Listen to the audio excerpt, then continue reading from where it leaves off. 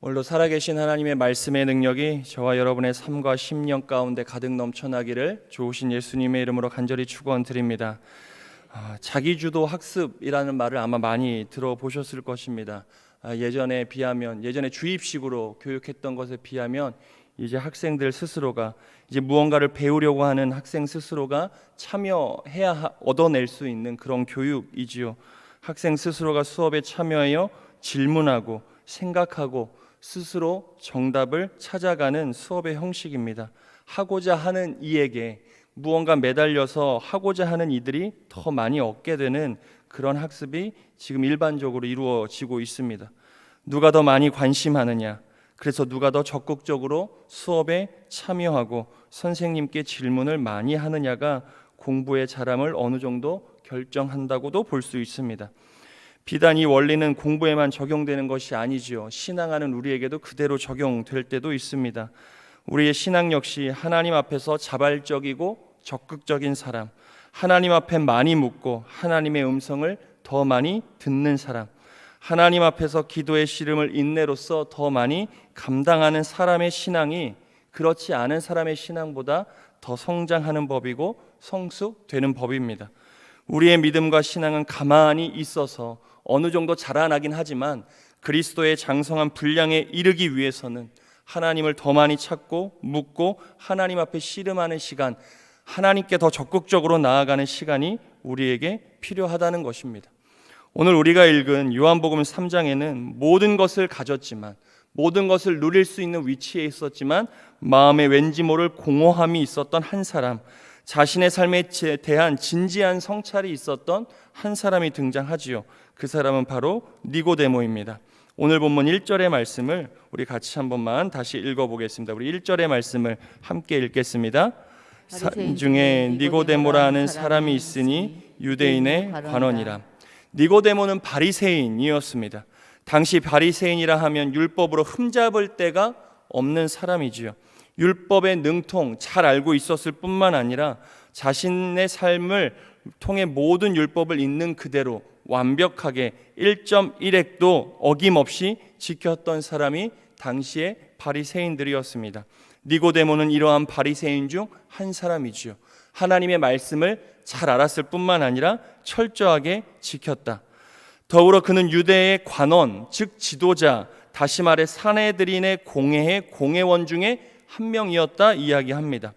산헤드린 공의회는 총 70명으로 구성되어 있는 무언가 최고 의결 기구였습니다. 유대인들의 최고 의결 기구, 거기에서 의결되는 모든 법은 지키고 따라야 했고 없는 법도 거기서 만들어졌습니다. 그래서 모든 특권과 권력이 거기에 주어졌죠. 그런데 니고데모는 그 70명 중에 한 명이었습니다. 정리해보면 니고데모는 종교적으로는 완벽한 바리새인이고 정치적으로도 강력한 힘과 권력을 가졌던 한 사람이었습니다. 남부러울 것이 없는 사람, 누군가에게 아쉬울 것이 전혀 없는 사람, 소위 자신의 삶에서 성공을 다 이루어낸 사람이 오늘 본문에 등장하는 니고데모. 그런데 이 니고데모가 한밤중에 예수님을 찾아갑니다. 우리 오늘 본문 2절의 말씀을 또 같이 함께 읽어보겠습니다. 2절의 말씀입니다. 그가 밤에 예수께 와서 가로되 라비여, 우리가 당신은 하나님께로서 오신 선생인 줄 아나이다. 하나님이 함께 하시지 아니하시면 당신의 행하시는 이 표적을 아무라도 할 수 없음이니이다. 니고데모가 예수님을 한밤중에 찾아갔다라고 하는 오늘 본문의 내용을 통해 우리가 다시금 깨닫게 되는 사실이 있지요. 그것은 저와 여러분의 삶은 하나님, 예수님에 의해서 채워져야 하는 영역이 반드시 있다는 겁니다. 모든 것을 가져도 우리의 마음에 평안이 없을 수 있다. 그 영역은 오직 하나님, 예수님에 의해 채워지는 우리의 삶의 영역이 있다는 것이죠. 모든 것을 가져도 예수님 없이는 공허하고 허전한 삶을 살아갈 수밖에 없는 것이 연약한 인생임을 오늘 니고데모의 모습을 통해 우리가 확인하게 되는 것입니다.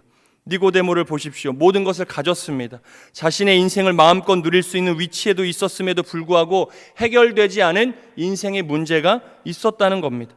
마음에 채워지지 않는 갈급함이 그에게 있었습니다.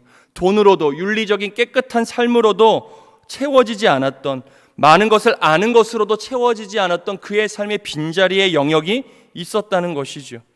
니고데모는 이러한 마음으로 늘 메시아를 기다렸습니다. 하나님께서 구약에서 약속해 주신 우리 땅에 우리에게 보내주실 메시아를 늘 사모하며 살아갔습니다. 언제쯤 자신의 삶에 참 만족을 주실 메시아가 오실까? 지금의 모든 상황을 역정시켜 주실, 내 마음의 문제를 해결해 주실 메시아가 언제쯤 올까 하는 생각을 하면서 살았더라는 것이죠. 그러던 중 니고데모에게 예수님의 소식이 들려온 겁니다. 가나의 혼인잔치에서 예수님이 물로 포도주를 변화시켰다는 이야기뿐만 아니라 6월절 무렵 예루살렘 성전을 정화하셨다는 예수님의 이야기를 듣게 되면서 니고데모는 확신했습니다. 이분이 내가 기다리던 메시아구나. 이분이 진정 이 땅에 오시겠다고 했던 메시아구나. 그래서 니고데모가 한밤중에 즉시 예수님께 달려가기 시작한 겁니다. 니고데모가 왜 한밤중에 예수님을 향했는지에 대해서는 여러 해석이 있습니다. 먼저는 그가 가진 신분 때문에 한밤중에 달려갔을 것이라 이야기합니다. 나름 유대의 고위 관리인데 보는 사람도 있고 대낮에 예수님을 만나러 가는 일은 자신에게 무언가 좀 불리한 일이 생길 수도 있다는 생각에 인적이 드문 밤 시간을 활용해서 예수님을 만나러 갔다는 해석이 있습니다. 또 다른 해석도 있습니다. 한밤중이라는 것은 은유적 표현이라는 것이죠. 그만큼 니고데모의 삶이 어두웠다는 것을 반증한다는 겁니다. 모든 것을 가졌지만 예수를 얻지 않는 그의 삶이 한밤중과 같았다는 은유적 표현이라는 것입니다. 겉은 화려했는지는 모르지만 내면이 암흑이었다. 예수님을 얻지 않는 인생은 한밤중과도 같다라고 하는 것을 우리에게 알려주는 표현이라는 것입니다. 다시 말해 인생의 가장 어두운 시간, 가장 힘들고 절박하고 어려운 시간, 니고데모는 빛 대신 주님을 향해 나아가고 있다는 것이죠. 한밤중 자신을 찾아온 니고데모, 인생의 짐을 짊어지고 자신에게 찾아온 니고데모를 보신 예수님께서는 그에게 해주어야 할 말을 단번에 말씀하십니다. 우리 3절의 말씀, 우리 같이 한 번만 읽어보도록 하겠습니다. 3절의 말씀입니다. 예수께서 대답하여 가라사대 진실로 진실로 내게 이르노니 사람이 거듭나지 아니하면 하나님 나라를 볼 수 없느니라. 모든 것을 가졌던 니고데모의 삶의 형편을 예수님이 모르지 않았지요. 그를 향하여 예수님이 단번에 이야기합니다. 거듭나지 아니하면, 영적으로 다시 태어나지 아니하면 하나님의 나라를 볼 수 없느니라. 물과 성령으로 다시금 태어날 것을 예수님께서는 니고데모를 향하여 말씀하셨습니다. 다시 말해 어둠 가운데 빛으로 오신 주님을 맞이할 수 있어야, 영접할 수 있어야 인생의 어둠이 물러간다. 너의 마음의 그 갈증은 나로 인하여서만 해결될 수 있다. 그래서 요한복음은 뒤로 가면 갈수록 생명의 떡, 생명의 물, 예수님께서 끊임없이 이야기하시는 것입니다. 나로 말미암지 않고는 이 목마름, 인생의 목마름을 해결할 자가 없다. 영원히 배부를 수 있는 떡은 육신의 떡이 아니라 예수 그리스도 생명의 떡임을 예수님께서 계속해서 우리에게 이야기해 주시는 것이죠. 아무리 율법에 능통하고 율법의 모든 내용을 철저하게 지켜도 예수님을 나의 인생의 구주로 영접하지 않고 물과 성령으로 다시금 태어나지 아니하면 아무런 소용이 없다는 것을 말씀하십니다. 그러면서 예수님께서는 우리가 너무나 잘 알고 우리의 복음의 진수와도 같은 말씀을 니고데모에게 주시죠. 오늘 본문 16절과 17절의 말씀, 우리 좀 뒤로 가서 16절과 17절의 말씀을 함께 읽겠습니다. 하나님이 세상을 이처럼 사랑하사 독생자를 주셨으니 이는 저를 믿는 자마다 멸망치 않고 영생을 얻게 하려 하심이니라. 하나님이 그 아들을 세상에 보내신 것은 세상을 심판하려 하심이 아니요 저로 말미암아 세상을 구원을 받게 하려 하심이라. 사랑하는 여러분, 여러분들께서는 언제 주님을 영접하시고 만나셨습니까? 어떤 분들은 모태의 신앙에서부터 자연스럽게 예수님을 경험하고 또 영접하신 분도 있을 수 있겠지만 대개는 예수님을 결정적으로 만나는 인생의 순간은 사실 우리의 인생이 가장 어둡고 힘든 시절이었을 것입니다. 그것을 통하여 빛 대신 예수님을 만나게 되었지요. 그렇게 예수님을 나의 구주로 영접하게 되는 순간 우리의 삶에는 어떤 변화가 있었습니까? 사실 환경적으로 바뀐 것은 크게 없을 수 있습니다.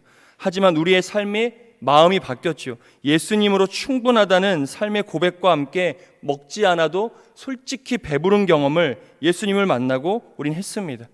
교회에 가는 것이 얼마나 즐겁던지요. 상황과 형편은 교회 갈 형편이 아닌데 교회만 오면 마음이 편안하고 위로를 얻고 힘을 얻을 때가 얼마나 많았는지 모릅니다. 봉사와 헌신 감당할 수 없습니다. 형편을 보면. 하지만 예수님을 영접하고 나서 봉사와 헌신을 몸이 부서져라 했던 것이 저와 여러분들입니다. 예수님이 이 땅의 구원자라는 복음을 많은 사람들에게 전하지 아니하면 몸이 근질근질해서 전하지 아니할 수 없는 그런 삶도 우리 모두는 살았습니다. 이것이 빛 대신 주님을 영접한 후 우리의 삶에 주어진 변화, 이것이 우리의 삶을 이끌어 갔더라는 것이죠. 이러한 삶에는 형편이 중요치 않습니다. 내가 좀 덜 입고 덜 입어도 주님을 위하여 산다는 것이 얼마나 기뻤는지 모를 일이었습니다. 그런데 오늘 우리의 삶은 어떠한가? 안타까운 것은 니고데모와 같은 영적인 고민이 사라져버린 시대를 살아가고 있다는 것입니다. 믿음에 대해 더 이상 깊이 고민하기를 꺼려합니다. 영적인 일이 무엇보다 우리의 삶의 중요한 문제임에도 불구하고 이 일을 더 이상 인생의 중요한 문제로 다루지 않고 있기도 하다는 것이지요. 오늘 본문 19절을 우리 함께 읽어보겠습니다. 19절의 말씀도 우리 같이 한 번만 읽어보도록 하겠습니다. 함께 읽겠습니다. 그 정죄는 이것이니 곧 빛이 세상에 왔으되 사람들이 자기 행위가 악함으로 빛보다 어두움을 더 사랑하는 것이니라. 자기의 행위, 자기 중심, 자기가 앞서다 보니 빛으로 오신 주님을 더 이상 바라보지 못하는 시대를 살아가더라는 것입니다. 우리의 머리 위 하늘에는 수없이 많은 별들이 있습니다. 우리 눈에 보이지 않을 뿐 별들이 있지요. 하지만 도심에서는 별 보기가 힘듭니다. 왜요? 도심의 불빛이 화려하기 때문입니다. 네온 사인들이 가득하기 때문에, 수많은 우리를 비추는 빛들이 너무너무나 화려하기 때문에 별들이 보이지 않습니다. 우리의 삶이 화려하면 화려할수록 예수님이 보이지 않는 것은 당연합니다. 영적으로 가난하라고 말씀하시는 주님의 음성이 타당한 것이지요. 가난해야 우리의 삶에서 빛 되신 주님을 바라보게 되는 것입니다. 우리가 죽어야 예수가 보이는 것이죠. 우리가 죽어야 예수가 사는 것입니다. 오늘 니고데모에게는 이러한 마음이 있었습니다. 영적인 갈급함이 예수께로 이끌었지요. 오늘 바라기는 오늘 저와 여러분의 심령에 예수님을 향한 갈급한 심령이 다시금 좀 회복되는 은혜가 있기를 간절히 축원드립니다. 영적인 일을 육적인 일보다 더 우선하는 삶이 우리에게 다시 회복되어야 합니다. 하지만 쉽지 않습니다. 땅을 딛고 살아가고 바라보는 것이 있고 듣는 것이 있기 때문에 영적인 일을 우선한다는 것이 쉽지 않지만 우리는 그 삶을 반드시 살아내야 하는 사람들이라는 것을 잊지 않아야 합니다. 그 삶을 살아낼 때 하나님의 영광이 우리의 삶에 비춰지는 것이고 하나님의 특별한 은혜가 우리의 삶을 이끌어가는 것이지요. 예수님 한 분만으로 감사했던 그때의 삶, 과거의 일로 치부할 일이 아니라 그 삶을 오늘의 삶의 자리 가운데 회복해야 됩니다. 그때 예수님을 만났던 그 은혜가 과거에 그랬지, 그땐 그랬지라고 치부해버리는 추억거리로 이야기할 것이 아니라 그때의 은혜가 오늘의 은혜가 되기를 우린 간절히 간구할 수 있어야 하지요. 오늘의 우리의 삶 가운데 회복시키고자 하시는 하나님의 회복이 그것인지도 모릅니다. 그때 그랬지, 과거엔 그랬어. 그 은혜와 그 삶을 오늘의 삶 가운데 회복하기를 원하시더라. 오늘 하루도 어두운 우리의 삶의 빛으로 오신 예수님으로 그분만 생각해도 내 삶의 힘듦도 좀 사라지고, 그분의 구원의 은혜만 생각해도, 구주를 영접한 것만 생각해도 이 땅의 근심과 괴로움이 사라지고 행복이 우리의 삶에 드러나는 복된 한날의 삶을 살아가시기를 간절히 축복드립니다. 영적인 일을 생각하십시오. 육적인 일은 하나님이 채우시는 일입니다. 영적인 일은 우리의 고민이지만 육적인 일은 우리의 일이 아니라 하나님이 우리의 삶 가운데 행하실 영역입니다. 오늘 하루 영적인 일을 생각함으로 우리의 삶의 필요를 채우실 뿐만 아니라 우리의 믿음의 길을 인도하시는 하나님의 은혜 가운데 살아가는 저와 여러분의 복된 삶이 되어지시기를 좋으신 예수님의 이름으로 간절히 축원드립니다. 함께 기도하겠습니다.